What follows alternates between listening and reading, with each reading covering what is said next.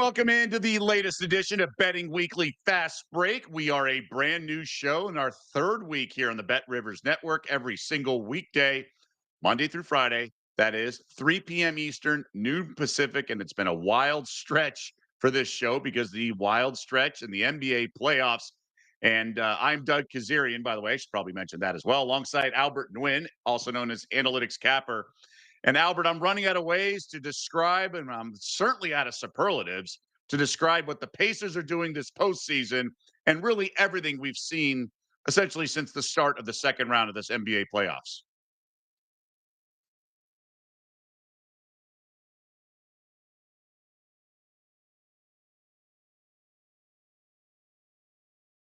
So, Albert, I believe you're on mute, Albert. You did what to the Knicks, what the Pacers did to the Knicks crowd. Yes, I'm sorry about that. Yeah, I was saying give credit to the Pacers because not only are they in these situations, but they're taking advantage of them, right? These are kind of like once in a lifetime type situations, and not only has lightning strike once, but I think I saw a stat where teams are owing a million basically in this situation, and the three wins that have happened is because of the Pacers the last couple weeks. So props to them. That was a really, really disgusting way to end for the Knicks, and it wasn't like the end of the regulation, they weren't scoring. They were scoring. They were also just giving up wide open three pointers as well. Yeah, that stat or one of the stats along these lines since the 1997 postseason, there have been 1,742 playoff games where a team is trailed by at least 7 points in the final 50 seconds, 5-0, whether it's the fourth quarter or overtime, and only four have gone on to actually come back and win the game. Three of them have been the Pacers over the past couple weeks. So 1,742 situations, just ridiculous. But like you said, the opportunities present themselves, some because of them, like Neesmith hitting a bunch of threes, but then also, they capitalized and that they really deserve a lot of credit. But that is a huge, huge game. Now, the Celtics learned the hard way that you can't just come back from those types of situations. Now the Thunder did, blew game one last round, were able to win in 7 games. But as the series and the playoffs go deeper, you're facing better teams. So when you blow a game like that, you essentially have to be 5 out of 7 games better. Now, unless they get a fluke win, but that's really what this means. Now, the Nuggets were able to do that, or the Thunder were able to do that to the Nuggets, win essentially 5 out of 7 games because they caught a break in 3 and 4. So here we are. The series price is adjusted. Pacers now the favorite for obvious reasons, up 1-0, and now they have home court minus 167. The Knicks come back plus 135. Game two line tomorrow night, 5.5. It was 6.5 last night. My eyes popped. But yeah, that was too righteous. Now 6, and the over-unders come up a little bit. So it's 227.5. Obviously, the zigzag theory favors New York, and it screams New York, which worked in the first round a bunch. But the second round, Halliburton, they won game one in Cleveland. Yep. It was around 7 or so points, and then they came back, and obviously Halliburton won it with the step back three in Cleveland in game two. Any betting reaction to this wild situation? Even play amateur psychologist. How do the Knicks get back up off the canvas? What's your read of this? Because the Pacers are certainly playing with swagger, as we saw from Halliburton's choke in front of Reggie Miller. Yeah, we recorded Monday's fast break, and we kind of previewed both series. And one of the bets that I really liked heading into this particular series, the Eastern Conference Finals, was to the Pacers to make it competitive, right? So my official bet was Pacers plus 1.5 games in this series. I feel a lot better now, up 1-0. I wouldn't overreact though. I wouldn't say the Knicks are toast. I also wouldn't say the other side.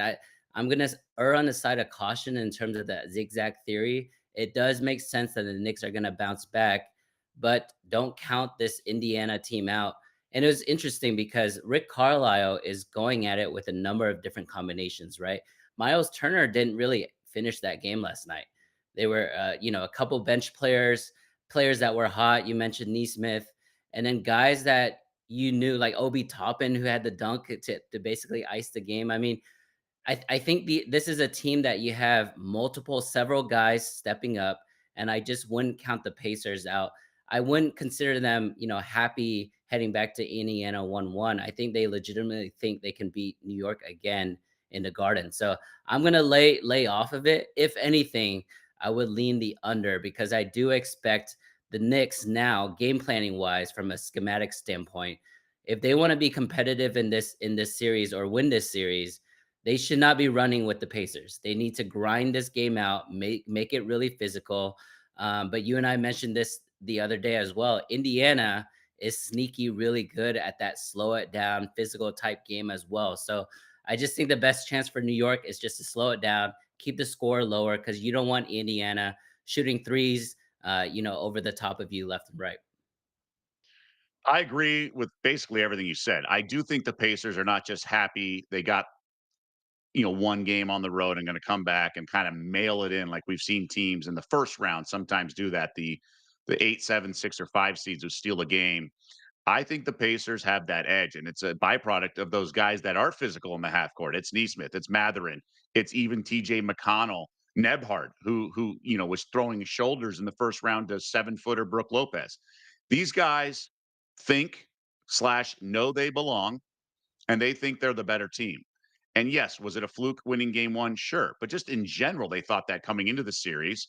And a guy like Halliburton sort of stole victory out of the jaws of defeat. Maybe I'd like to see more out of Siakam, but Miles Turner was busting jumpers and all these guys. So I was really impressed with Indy, but I expected that.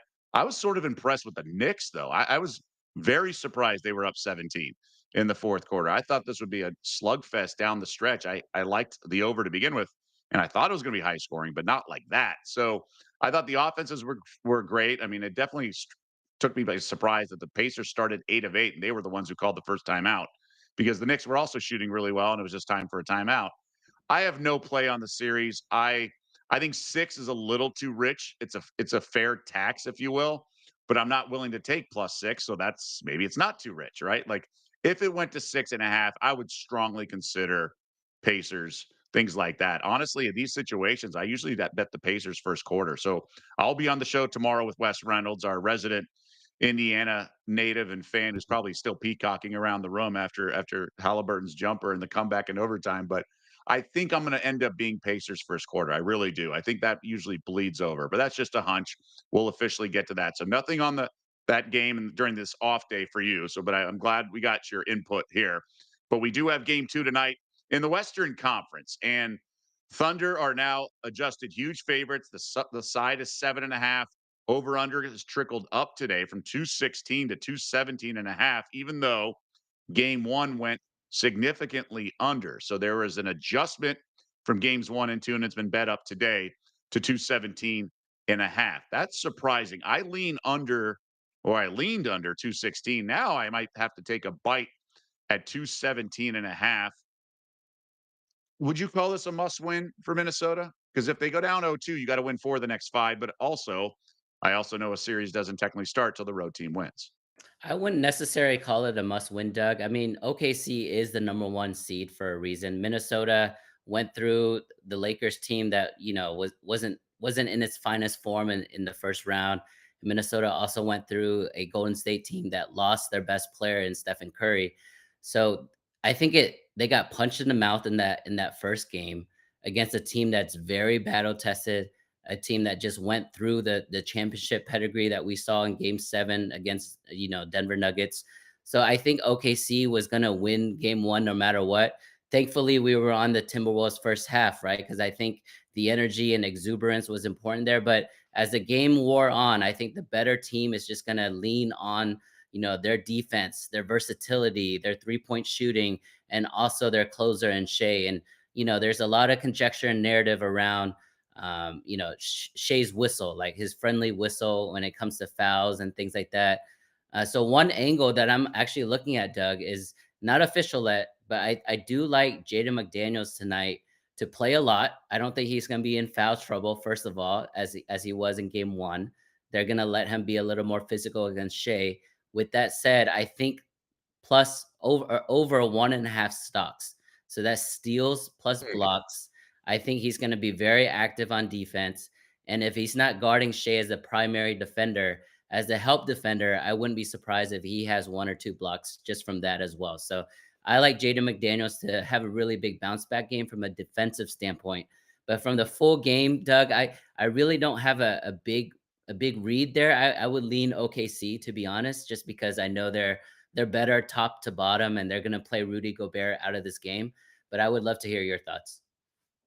So that's a great angle. So basically, what you're taking is a popular sports narrative and applying it to a prop or a betting angle because of, and then within that scope, like sort of like the zigzag of like the series and things like that. So SGA foul baiting may not get the whistle. And we should mention Scott Foster, Tony Brothers on the call in tonight's NBA game. So I think Foster is really sort of a good thing for any road team. He doesn't just like fall victim to the home crowd, and he's not pushover, if you will.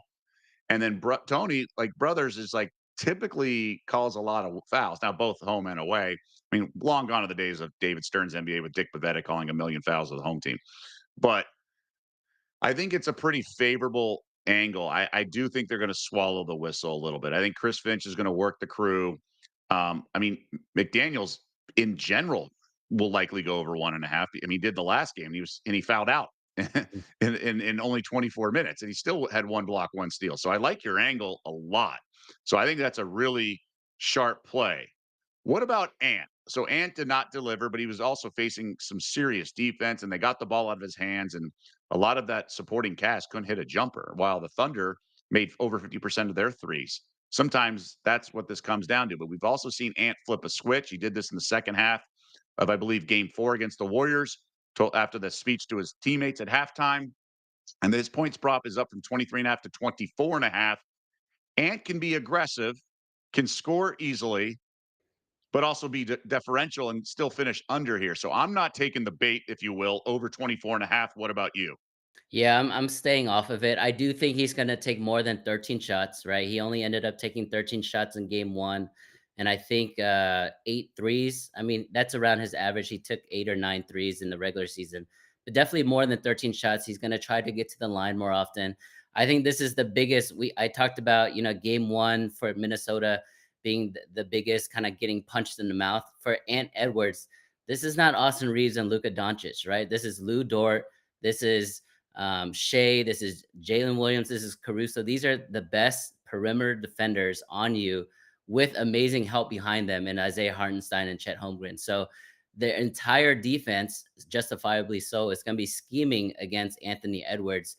For Minnesota, in my opinion, to be competitive tonight, Doug, it's not going to be on Edwards scoring because we saw the rest of his teammates really struggle from the field, right? We talk about the big three off the bench with DiVincenzo, Alexander Walker, and Naz Reid. I think they were a combined 7 for 27 or 7 for 36. It is an absurd number. And these are three really, really good offensive players.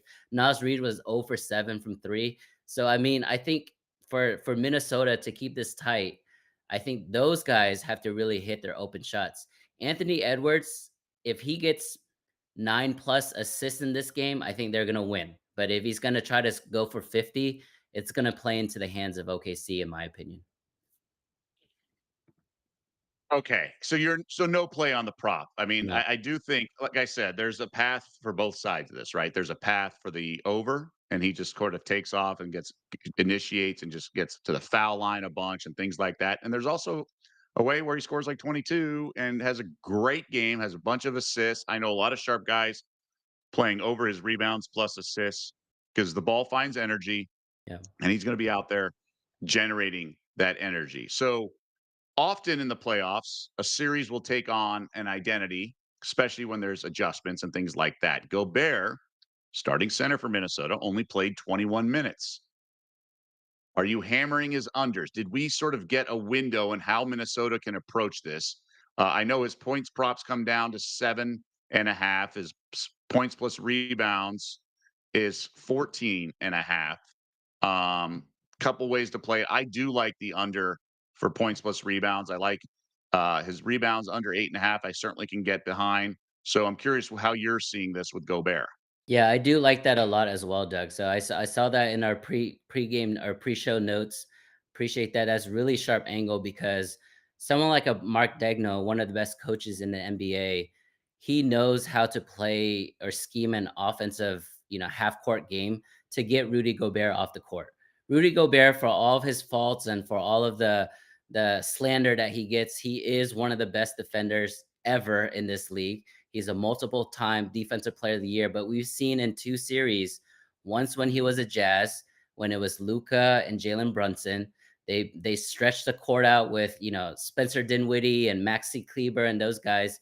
They played him off the court, and then we saw it again last year with Luca and Kyrie against the T Wolves. So I think OKC is doing the same thing because without a engaged Rudy Gobert and a defensive player of the year Rudy Gobert in there, Minnesota is not the same defensive team, obviously, but they're also not the same team offensively because of the way that Rudy Gobert can attack the offensive glass. So I agree with you. I think the under is a smart play, but I mentioned this in the notes. I think it's more of a live read because Rudy Gobert is one of those players that's easy to read as a viewer, right? You can see early on in the game if he is interested, if he's engaged, or if he's even part of the game plan. If he's not, if he finishes that first quarter with a point and two rebounds, he's not going to get much run the rest of the game. So those to me would be angles to hammer the unders.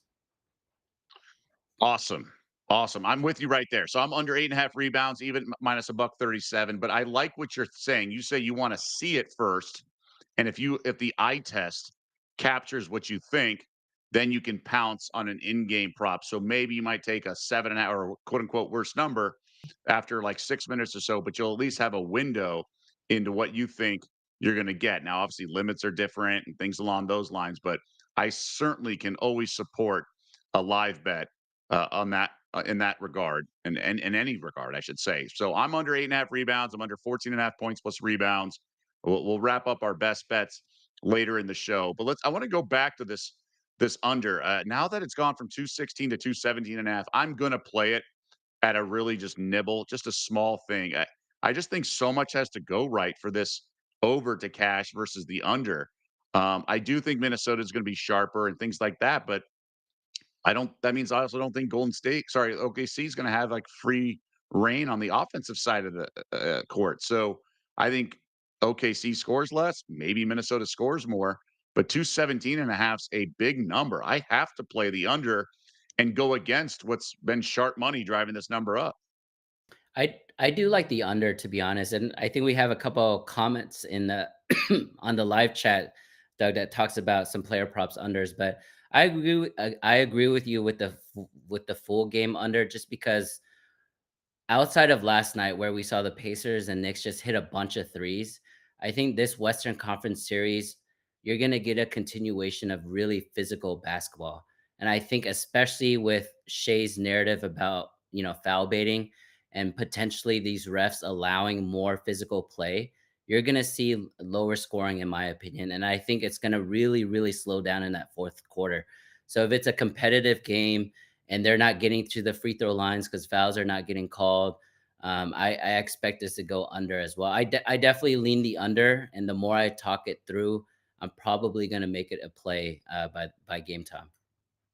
Yeah, I well said. I said I had to talk it through, things like that. So I'm on the under there, and I do want to touch on those in our chat. We want everyone to join the conversation on our in our comments section, and we'll respond to some of the questions. If you have plays you like, let us know. And Adam Osimo talking about a parlay, and they certainly are correlated. If you think Gobert is not going to play much, under 8.5 rebounds parlayed with Ant over 6.5 rebounds, Mm. you're looking at plus 170. And again, I think if Gobert's out of there, opens up the rebounding, a high flyer like Ant can certainly get rebounds. Again, ball finds energy. I could certainly get behind that, a plus 170 same game parlay. What about you, Albert? I actually like that look a lot because, again, I would say Rudy Gobert is going to get played out of this series. OKC is just that good of a half court offensive team, but I would say the rebounds have to go somewhere. And we already saw Anthony Edwards grab 9 rebounds in game one. And that was a pretty bad game, for his standards. So I agree with that. I like that a lot, getting plus money on two guys where Ant Edwards, even though he had the worst plus minus in game one, he's gonna get 35 to 45 minutes unless it's a blowout, in game 2. Whereas Rudy Gobert, if he has a bad first quarter, like I mentioned earlier, he's not gonna sniff 25 minutes, right? So, I like that a lot. It's very correlated, and it's one of those, if you do 5 of those bets and you hit 2 of them, you're gonna be, in the plus money, so I like it. Right. And then another comment, Steve from Lynn, and this is fair. This happens. Hey guys, thanks for the insights. Come close on some big swings. Been tough to bet these games. Yeah, I do think the playoffs are like that, where you have to take sort of a leap of faith if you think an adjustment's going to be made. That's certainly the case in the NFL, right? Like the secret weapons and things like that.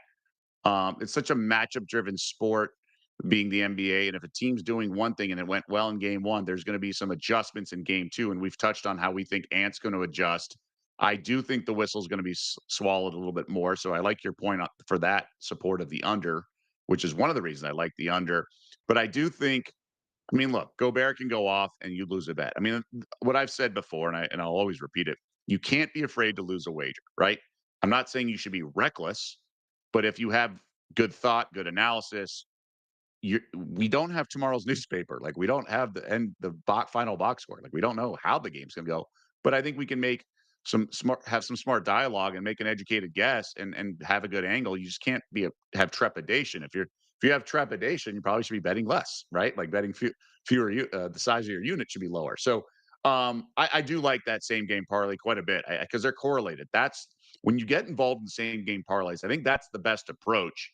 Is you want to do things that are correlated or counter what the algorithms might think are correlated. For example, you can do Ant triple double hypothetically and still do Thunder money line, right? You can do these types of things that are counterintuitive that give yourself some opportunity to really nail a big swing. Any sort of philosophy and rules of thumb you have, Albert, in terms of same game parlays?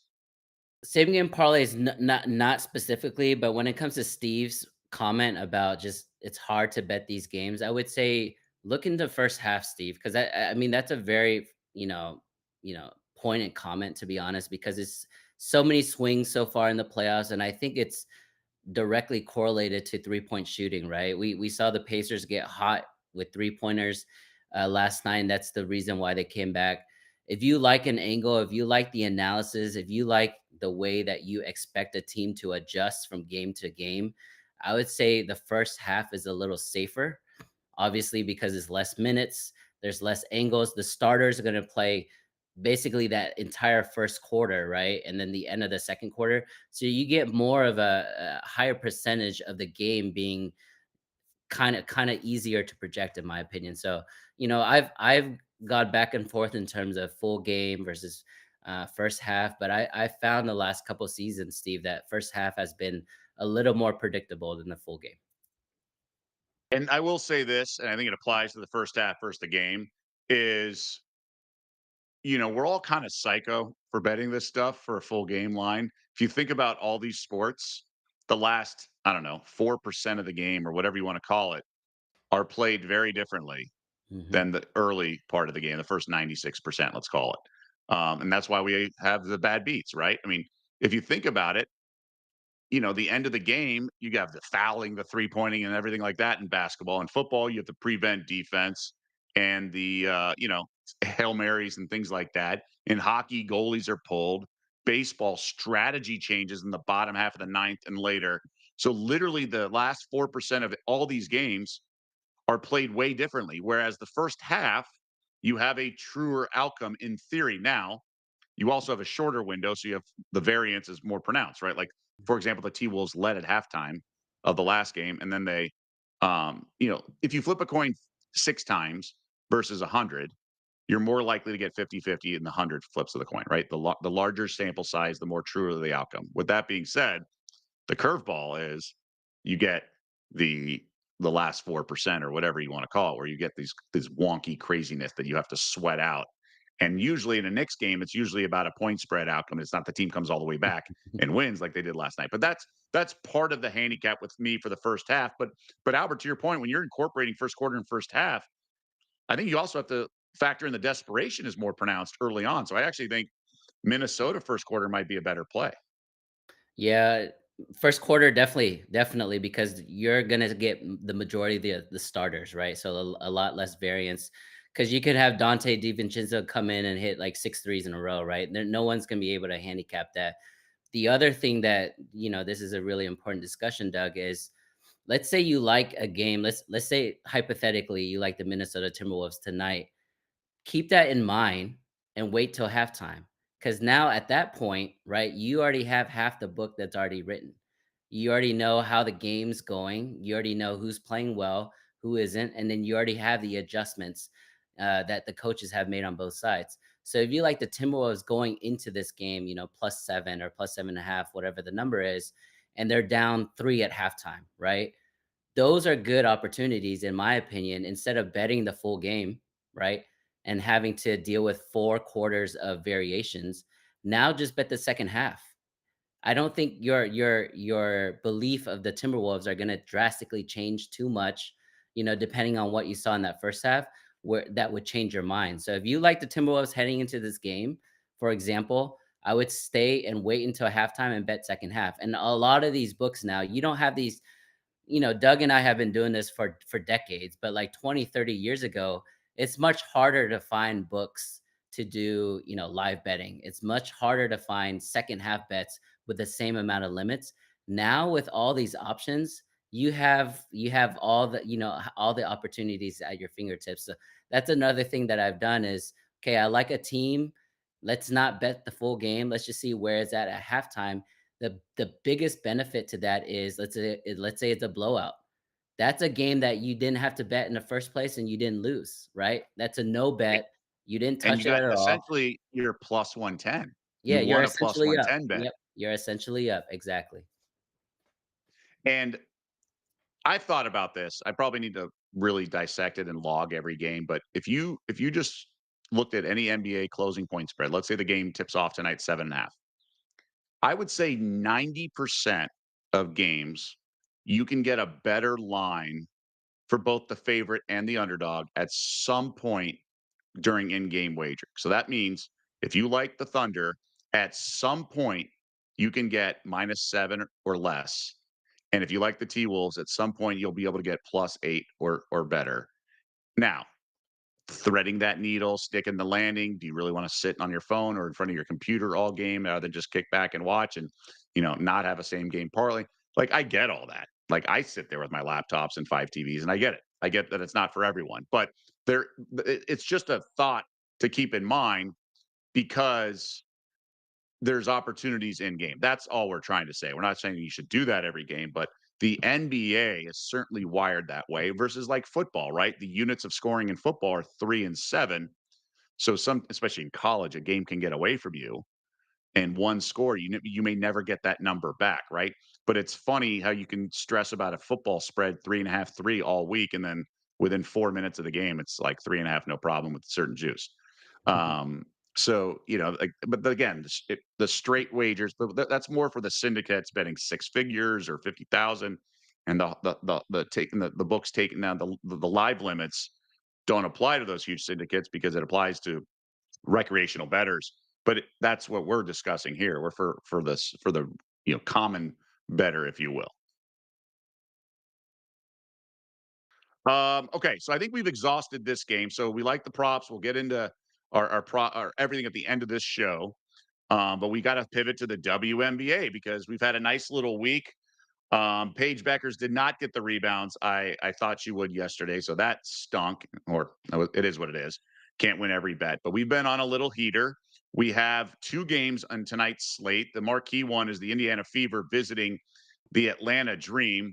Fever now 4.5 point road favorites over under 173. They just played in Indiana the other night, and the Fever got some steam, went from like 8.5 down to like 7. Dream win outright, sort of a flat spot for Indy.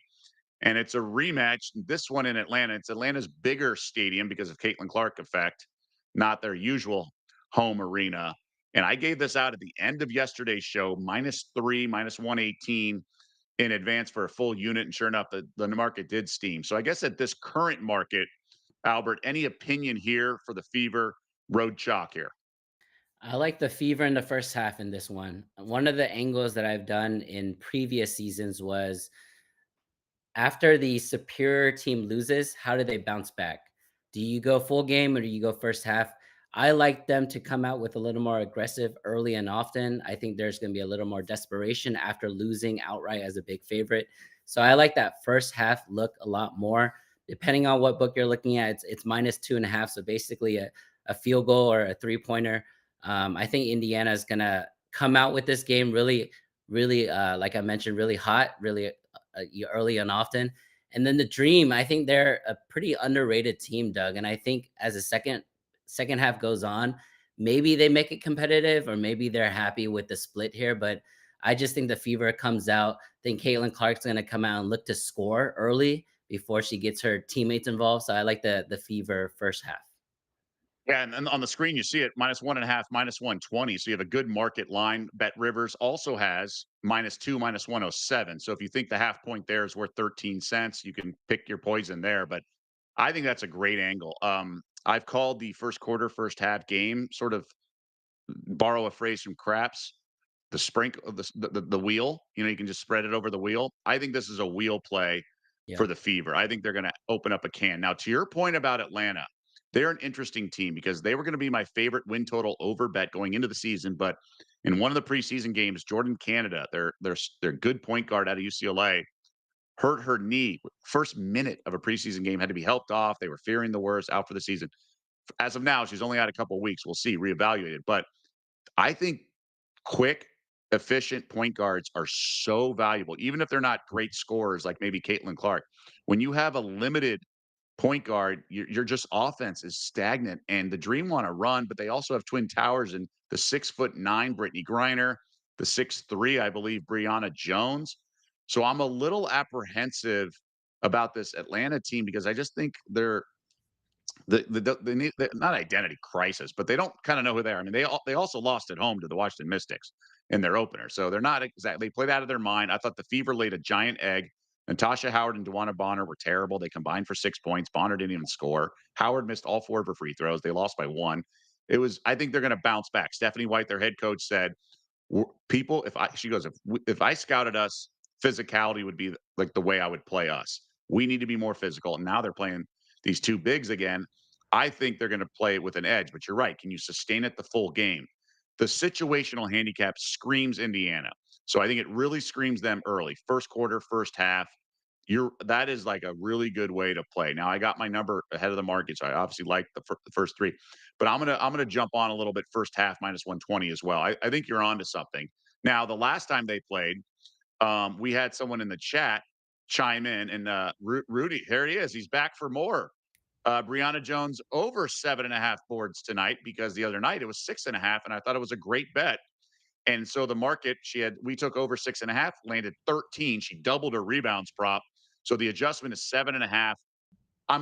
The only apprehension I have is that Stephanie White called out her front line, basically. Now, Leah Boston, their center, had a good game, but there's a lot of rebounds in a game. And Brianna Jones, I mean, she's going back to her Connecticut Sundays when they were a contender. She was the sixth starter, and then she was a fifth star.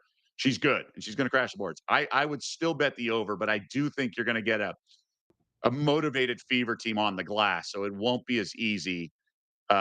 I just don't think they're going to be as passive, they being Indiana, as they were in the other game. How would you read that prop there?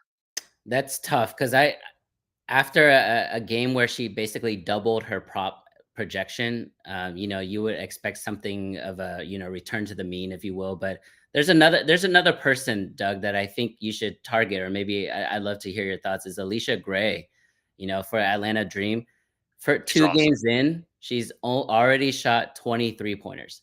10 attempts in the first game, 10 again, 10 attempts again in the second game. She's made 9 of 20, so she's shooting great. If she's gonna shoot 10 threes a game, like, should we just hammer her 3-point props or her points prop? Like, she has the ultimate green light right now. So when I mentioned Jordan Canada's injury, they're running the offense through her, and they did that a lot last year as well. She's a lefty, and what about the new arena? Are you worried about the new arena? That's a good point. Obviously, Hoosiers with the tape measure and everything, the dimensions are the same, but over 2.5 made threes minus a buck 13. Yes, it's technically a flat spot. for Atlanta because they got the big win. They won in Indiana, but they get them again on their home arena, packed house.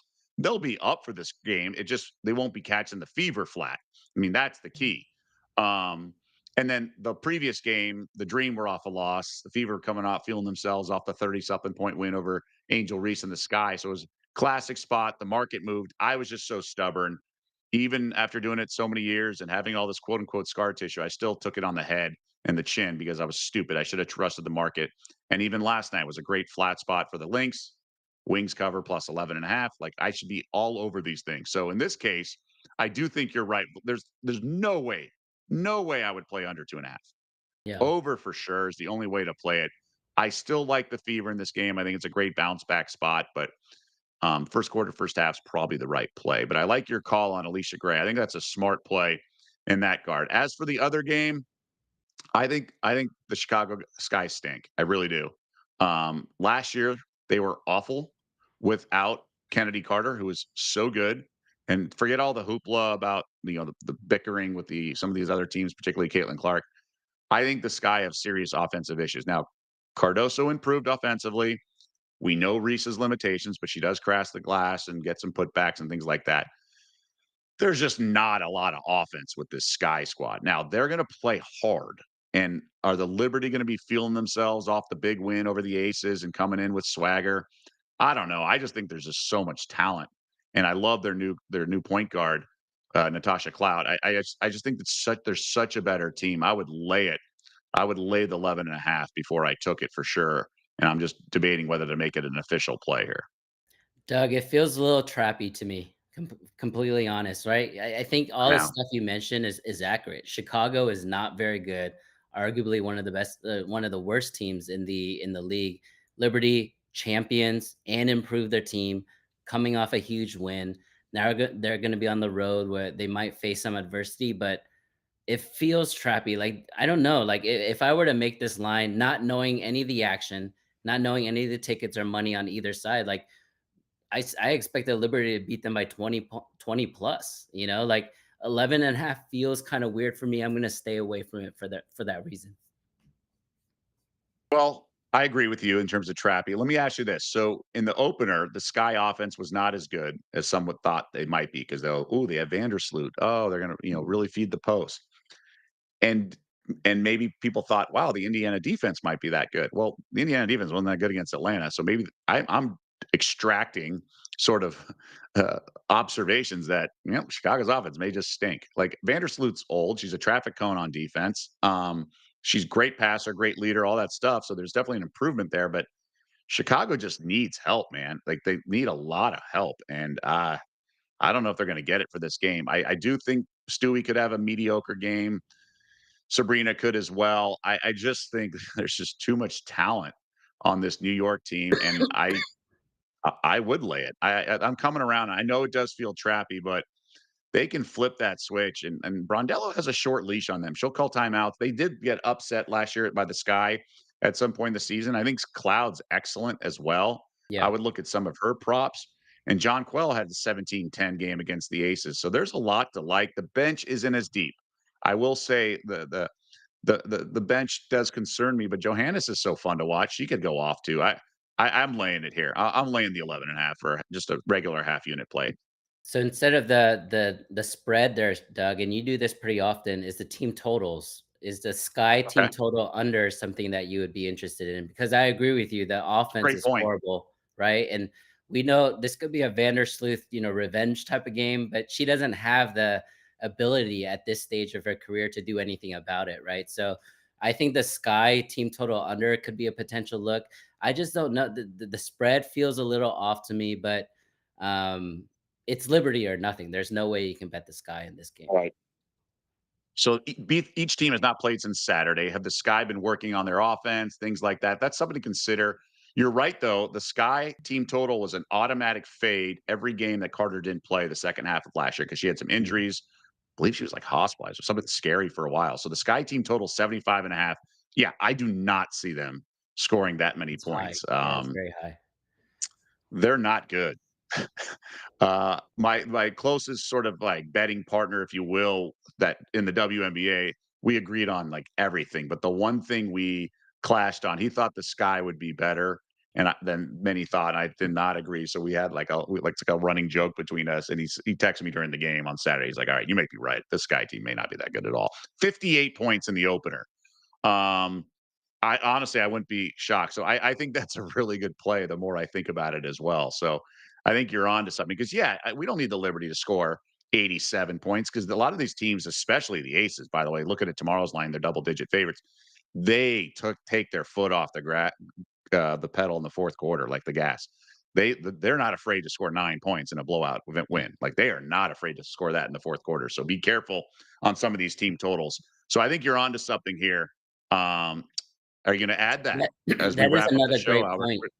That is another great point that Doug, brought up. If this is your first season betting or following the WNBA, the fourth quarters are basically a game, in and of itself. Like whatever happened to those first 3 quarters is not gonna be the same in the fourth quarter.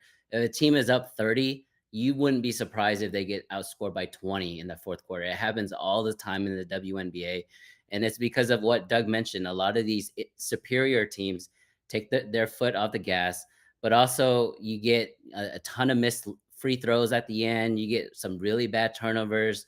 They can't throw the ball inbounds, things like that. So you get quirky endings even in blowouts. So that's something that you need to pay attention to is that fourth quarter, like I said, it's its own animal, but don't let that, scare you away from any of the wagers, any of the angles that you might see. I just think in this game that the line looks really trappy at 11.5 because we know a team is 50 times better than the Sky. But if we can somehow get the Sky at a number or a, a way we can fade the Sky team total under, or maybe first half total under, something like that, I think that could be a potential angle to look at. That's it. All right, and Free Sauce chiming in. Natasha Cloud over 19 and a half points plus assists. I can get behind that. He also likes, giving Angel Reese and Caitlin Clark a parlay for tonight props. Just 8+ assists for Clark and double for Angel. That's a -114. So interesting. You bring down the juice of the Angel Reese double with Caitlin Clark 8+ assists. All right, that's going to do it for us. Albert, what official plays do you have? I know Fever first half. -1.5, -120 at the Dream.